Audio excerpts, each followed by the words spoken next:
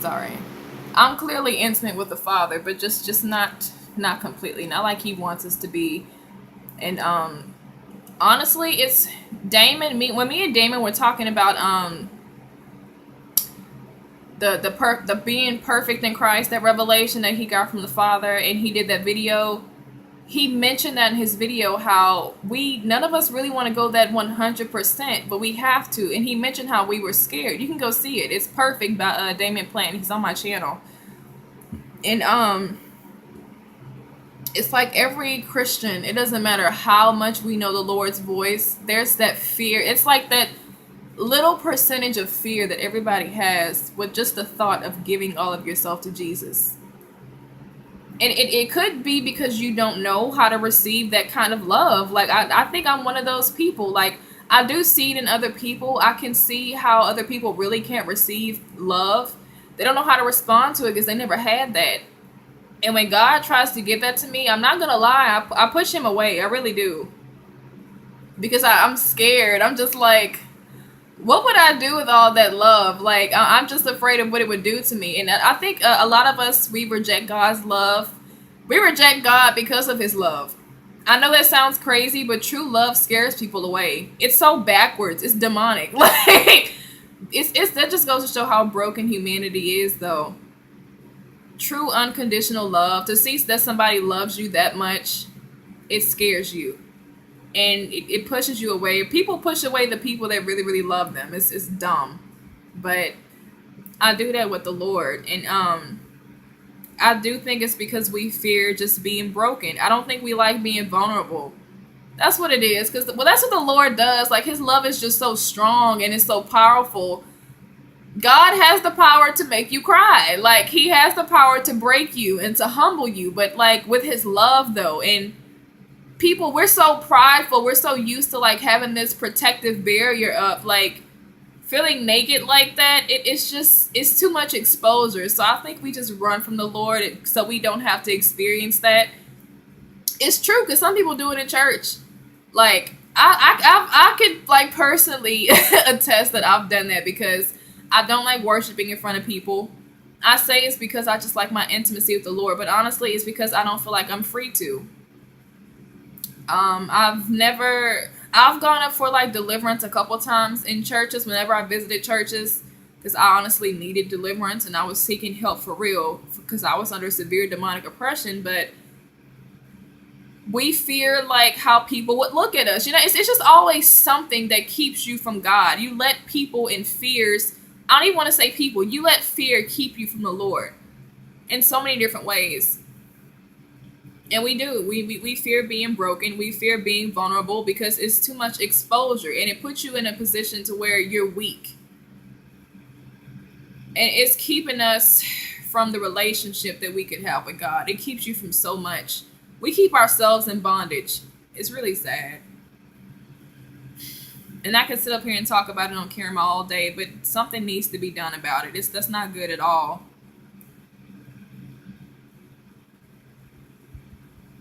It's not Christians' lack of obedience that, that's not the reason why we're walking in the power of God. I think we just won't let him in. I mean, it's simple. We don't let him in. We're scared. We don't want to be vulnerable. We don't want to be exposed. We don't want to look weak. It's just we want to maintain control over how we react. That's how it is in church. It's like when you going through deliverance or prayer, and deep down you going through a lot of stuff and you're heartbroken, but you don't want other people to see. You want to maintain that control over how you would react when somebody touches you. It just comes to hug you. Like, I've experienced just being in churches and stuff, when people just come to hug me, it makes me want to cry. And I honestly, I just push them away.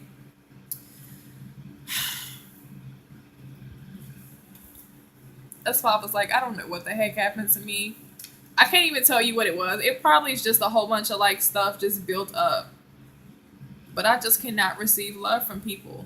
And I think that's why I'm so defensive with people, honestly. I try, it's like I try to be loving, but that wall never just comes all the way down. I either don't trust you 100%, or I'm expecting you to do something shady because I've just experienced it with too many people. They come off very, very nice in the beginning, but then they end up treating you like, no, and it does hinder your relationship with God because if you don't even know the Father intimately, the best example that you have as far as relationship and love goes is people.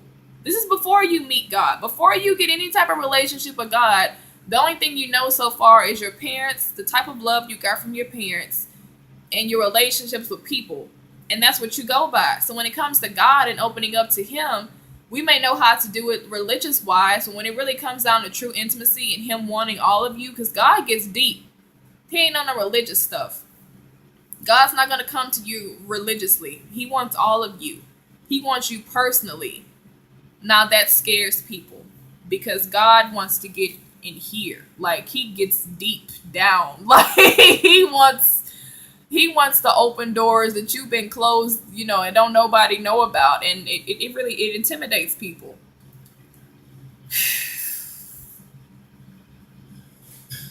Especially when the Lord sends somebody like that in your life who you can see has God's love all over them.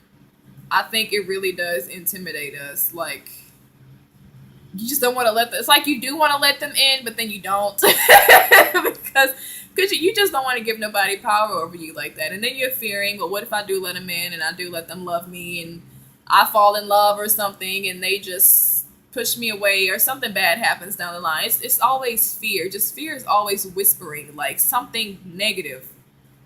Fear doesn't even give you a chance to hope or have faith that you could have this forever. You know, and that's what Jesus told me the other night that was last night, was it? Yeah. When he gave me that analogy of just, the marriage bed and intimacy with him and how we don't let him all the way in, he told me, you do realize that when you come home, you're going to have this forever. So why not just accept it now? Why not just accept my love for you now? And I honestly found myself, I was trying to picture feeling loved or just being loved to that capacity forever, and I couldn't do it.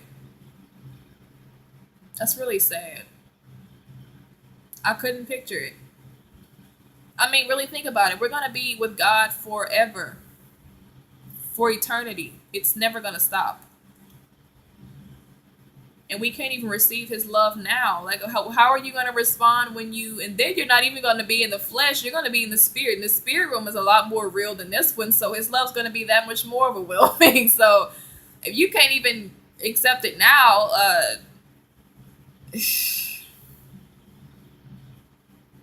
I do believe that the Lord just showing me that last night and just telling me that he was showing me how wounded I really still am, you know, not being able to receive love, his love, because we're just so used to being hurt. It's like we've grown accustomed to being hurt, so we just expect it. That is so that's so backwards. That's demonic. That's horrible. I can see why God wanted to save us. He probably just saw people who were just, man, don't really know what life is really like. Like, you don't know life, honey. You don't know love until you come reconcile to me. Because the way the enemy just did y'all in that garden, he just tore y'all all the way up. He stripped so much from you that you don't even know. We're used to slavery, so we still call ourselves sinners. We don't think there's any hope of not sinning. I mean, it's just crazy. Like, you can read it in the word and still not believe it. You expect it. You expect people to hurt you. If God sends you friends, you expect them to it's just you're always expecting something negative. My husband does that. Well, me and him deal with the same thing, but he said that about us getting married because I think I was trying to speak hope into him. I think I made a comment. I said something like, when you come home, I'll cook for you and blah, blah, blah. And he said something he just kind of pulled away from me and he was just like, well, that's setting expectations. And I was like, why is he doing that? I just didn't understand. I was like, well, if this is a God ordained relationship, what could possibly go wrong that bad? I mean, to me, it's better that God put it together because that means it's his stuff actually, versus a Christian just picking their own spouse and hoping that the Lord has his hand on it. I'd rather be with somebody that God put together. so that when something goes wrong, it's already his. It's his to begin with. So my husband has so much fear. It's sad. So much fear. I mean, I have fear, but his is like big. It's and I can't blame him. I think he's just been hurt a lot. I mean, that's what happens. That's what we do. It's like when you've been wounded really, really bad. It's like you fear doesn't even give you the chance to have faith in what God has for you. It's like it just keeps you just bound, and you end up just not moving at all. And I was just talking to the Lord. I was like, why is he like that? Like, why is he thinking? Like, his thinking is just wrong. Like, when it comes to me and just God putting us together and stuff, like, you should set expectations. It's called faith. Like, you should have faith. And I mean, sometimes I do it too. When it comes to me and him and, God reconciling us, I'll think a whole bunch of negative stuff, and the Lord he'll just correct me on it. Like, why are you thinking like that? Why are you not even giving me a chance to move in your life concerning y'all? Because you're already expecting something bad to happen. Like, what could possibly go bad? I mean, it's me. It's God.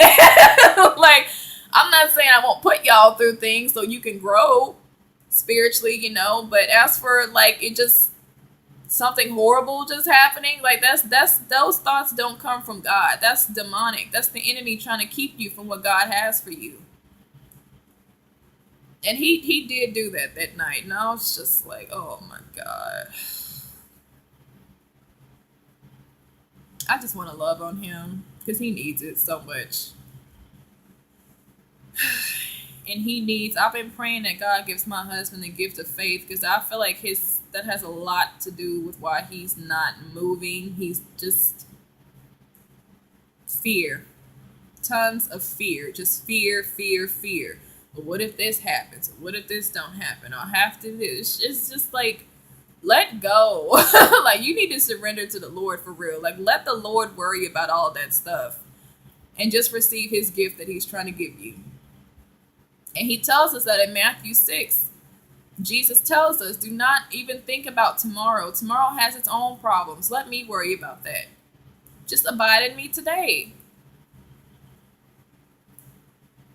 I mean, it's just vanity to think that far ahead. Like, if you just, it's like you're trying to prophetically foreshadow bad happening in your life. Like, you don't have no say over your life. Did you forget who's in control over your life? The Lord. Even with good things, with the Lord tells us in the book of James, don't make plans to go somewhere. Don't make plans to, do this and that. You say if the Lord wills, because you don't even know if you're going to be here tomorrow. So why are you thinking that something that God's trying to bless you with is just going to go wrong? Something's going to go wrong. Like, you don't even have power or control over your days to be thinking like that. I mean, do we ever just take the time out to really consider, like, I have no control and no power over what happens to me tomorrow, but yet I'm sitting here worrying about tomorrow and next year and a few years down the line, like, where are we going to be? You don't know where you're going to be, honestly. You could be dead. You don't know. Why are you worried? Just chill. We don't know how to rest. The Lord wants us to rest, like, rest in the spirit. I just farted, excuse me. It was a small one. It wasn't like a big, loud one or anything, but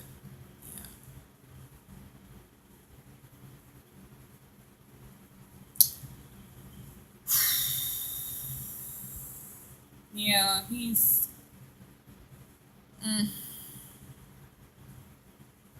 I've been praying against it. I've been praying against fear for my husband. Oh my God, Jesus. It's a stronghold for him.